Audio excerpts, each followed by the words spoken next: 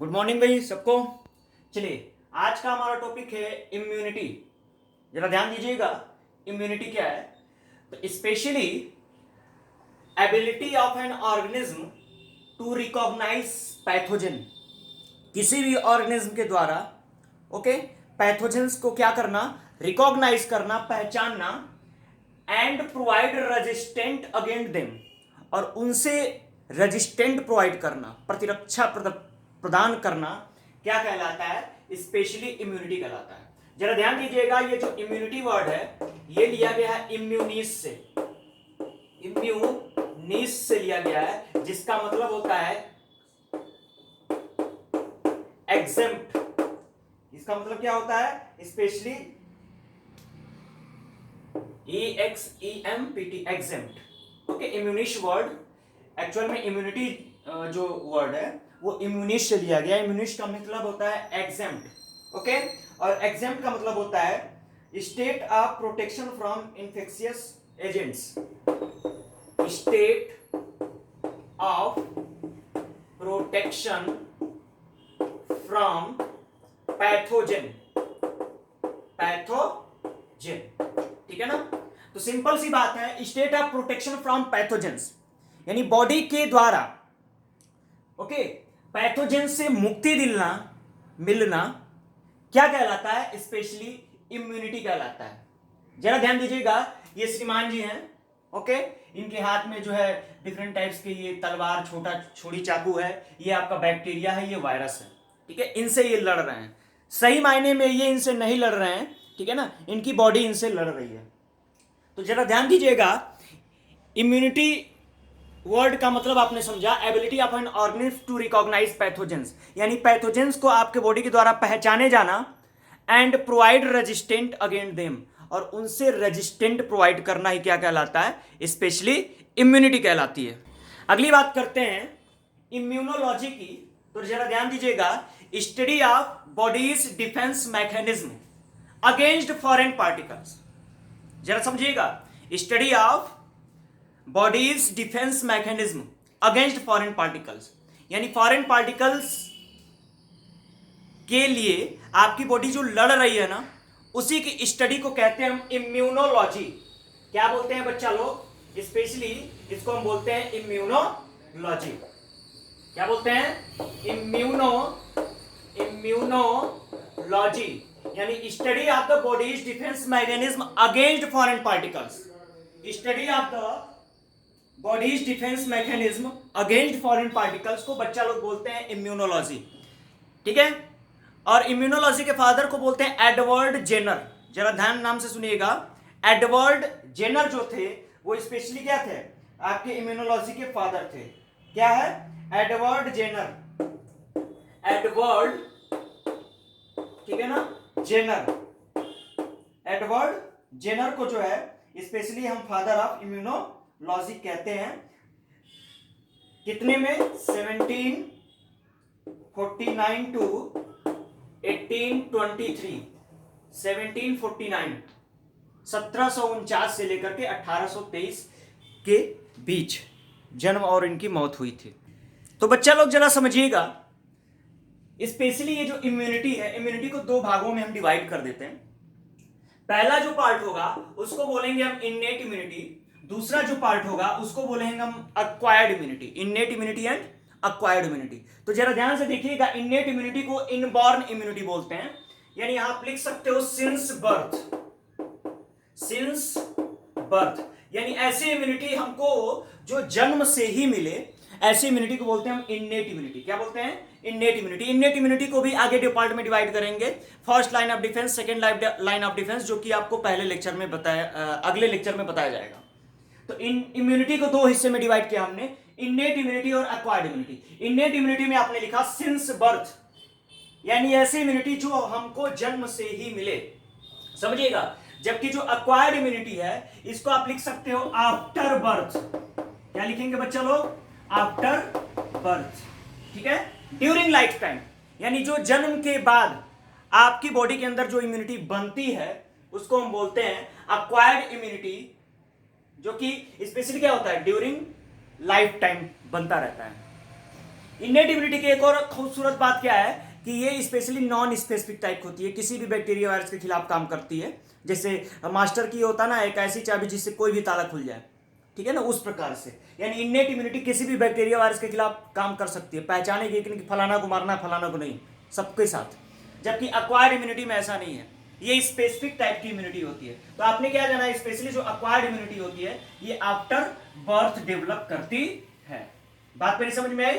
चलिए अब जरा ध्यान देते हैं, अक्वायर्ड इम्यूनिटी को वापस दो टुकड़ों में ये डिवाइड कर रहा है, ठीक है ना, एक्टिव इम्यूनिटी और पैसिव इम्यूनिटी। मान लो small a active, small b passive. Acquired immunity को अगेन हम डिवाइड करेंगे एक्टिव और पैसिव इम्यूनिटी में। तो बस इतना मेरे बच्चे ध्यान देना, ये जो एक्टिव इम्यूनिटी है ये आपकी बॉडी के अंदर खुद बनती है, यानी जो भी एंटीबॉडीज बनेंगे ना, ओके, वो आपकी बॉडी के ही अंदर बनेंगे। यानी लिखा है प्रोड्यूस्ड बाय ओन बॉडी, यानी जो भी इम्यूनिटी बन रही है वो आपके बॉडी के अंदर ही बनेगी, जो भी एंटीबॉडीज बन रहे हैं वो आपके बॉडी के अंदर ही बनेंगे एक्टिव में। और पैसिव लग ही रहा है यार कि कहीं और से सप्लाई किया जा रहा है, सप्लाइड फ्रॉम आउटसाइड, जो कि क्या है, बाहर से इसको सप्लाई किया जाता है। बात मेरी समझ में आई?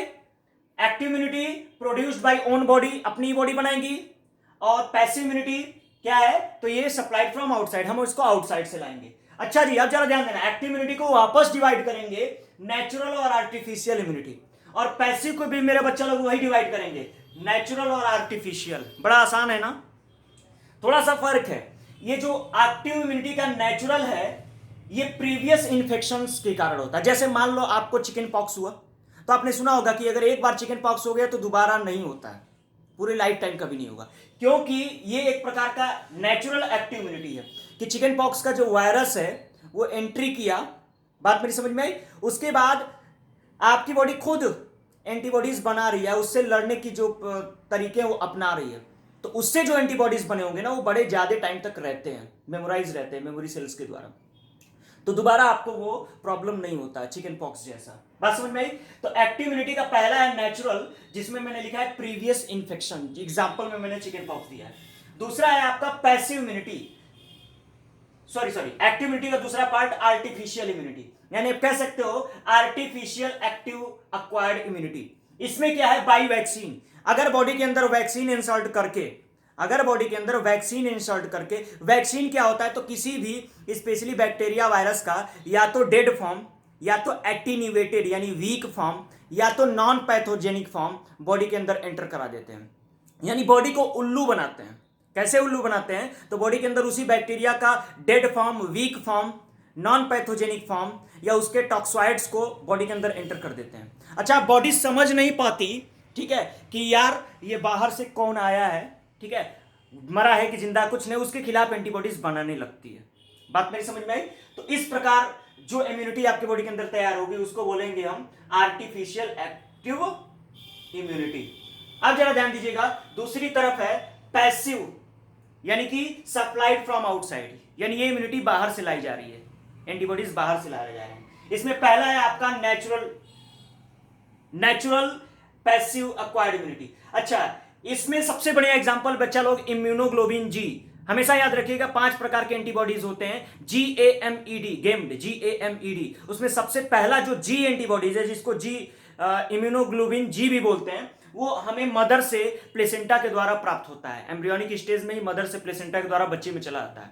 तो अब बताओ, आपकी बॉडी नहीं बना रही है, मां से प्राप्त हो रहा है ना, तो ऐसी इम्यूनिटी को क्या बोलेंगे, नेचुरल पैसिव अक्वायर्ड इम्यूनिटी, क्योंकि मां ने आपको दिया है। और दूसरी तरफ है आपका आर्टिफिशियल पैसिव अक्वायर्ड इम्यूनिटी, इसमें आप specially antibodies produced by other animals, antibodies produced in other animals. जरा ध्यान से समझिएगा, जैसे सपोज दैट एंटीवेनम की ही बात कर लेते हैं या प्लाज्मा थेरेपी की ही बात कर लेते हैं, ठीक है, तो स्पेशली क्या करते हैं, ये जो एंटीबॉडीज हैं हम किसी दूसरे इंसान या किसी दूसरे एनिमल से लेके आते हैं। बात मेरी समझ में आई? तो इस प्रकार के इम्यूनिटी को बोलते हैं स्पेशली आर्टिफिशियल पैसिव। तो बच्चा लोग एक बार फिर से मैं आपको रिवाइज कर दूं, innate immunity since birth, acquired immunity after birth. Acquired immunity के दो पार्ट, एक्टिव और पैसिव। एक्टिव में लिखा है प्रोड्यूस्ड बाय ओन बॉडी, यानी ऐसी इम्यूनिटी जो आपके बॉडी के अंदर खुद बनाई जाए। Passive immunity supplied from outside, कहीं बाहर से लाई जाए। एक्टिव इम्यूनिटी के दो हिस्से, नेचुरल और आर्टिफिशियल। नेचुरल में मैंने आपको बताया प्रीवियस इन्फेक्शंस अगर कोई हो उसके द्वारा जो एंटीबॉडीज बॉडी के अंदर खुद बनाते हैं तो आ जाएगा आपका natural active acquired immunity. Artificial में मैंने बताया है कि वैक्सीन एंटर करा करके अगर एंटीबॉडीज बनाने की कोशिश की जाए तो उसको बोलते हैं स्पेशली वैक्सीन वाला। मैं सिंपल सा एक फंडा मेरे बच्चे आपको बता देता हूं। सपोज दैट बरसात का मौसम है और आपके घर में मैंने एक नकली सांप फेंक दिया, तो आप क्या करोगे? अरे यार डर जाओगे। पूरे घर वाले क्या कर लेंगे? तुरंत डंडा और टॉर्च भाला तैयार कर लेंगे। बाद में पता चलेगा यार ये तो नकली वाला था, ठीक है, फिर आप डंडा भाला रख दोगे। 2 दिन बाद असली वाला आ जाए तब क्या करोगे? तब वही डंडा वही भाला आपका काम करेगा। पूछो कहाँ है? क्योंकि आपने पहले से डंडा भाला टॉर्च तैयार कर रखा है। वही बात है, वैक्सीनेशन का मतलब होता है बॉडी को उल्लू बनाविंग। वैक्सीनेशन मीन्स बॉडी को उल्लू बनाविंग। स्पेशली बैक्टीरिया वायरस का जो डेड फॉर्म है, वीक फॉर्म है, नॉन पैथोजेनिक फॉर्म है, उसको बॉडी में एंटर कर देते हैं। बॉडी समझती नहीं है, उल्लू बन जाती है और एंटीबॉडीज ढेर सारा बना लेती है, ठीक है ना। पैसिव इम्यूनिटी की बात करते हैं, supply from outside. Natural, mother के द्वारा जो इम्यूनिटी हमको मिलती है इम्यूनोग्लोबिन जी, वो नेचुरल है। और पैसिव इम्यूनिटी का दूसरा पार्ट है आर्टिफिशियल। चलिए इसके बारे में थोड़ा चर्चा कर लेते हैं। जैसे स्नेक पॉइजन है, स्नेक के पॉइजन को ले लिया, स्नेक के पॉइजन को ले लिया, निकाल लिया किसी तरीके से। निकालने के बाद क्या करेंगे? उसको स्पेशली एक स्वस्थ घोड़ा लेंगे, हेल्दी तगड़ा, ठीक है ना, और एक बूस्टर डोज डिसाइड करेंगे। बूस्टर डोज हर 7 दिनों पे देते हैं, ठीक है ना। तो मान लो पहले दिन दिया उस जहर को, टॉक्सिन। एक चीज और है, वो डोज इतना डिसाइड करेंगे कि घोड़ा मरे नहीं। LD50 के अकॉर्डिंग हम उसको ऐसा डिसाइड करेंगे कि घोड़ा मरना नहीं चाहिए। तो पहले दिन देंगे, 7वें दिन देंगे, 14वें दिन देंगे, 21वें दिन, 28वें दिन। बात मेरी समझ में आई? और एडजुवेंट्स भी मिलाएंगे, एडजुवेंट्स, फ्रूट्स एडजुवेंट्स मिलाएंगे उसके साथ। तो होगा क्या? घोड़े की बॉडी के अंदर उस स्नेक के पॉइजन के खिलाफ ढेर सारा एंटीबॉडीज बन जाएगा। मान लो 28वें दिन तक। मैं एक प्रक्रिया बता रहा हूं, एक्चुअल में क्या है ये मैं आपको टेक्निकली बस समझा रहा हूं। कितना डोज है, क्या होगा, LD50 क्या होगा, ये सब डिसाइड किया जाएगा बाद में, ठीक है ना, साइंटिस्टों के द्वारा।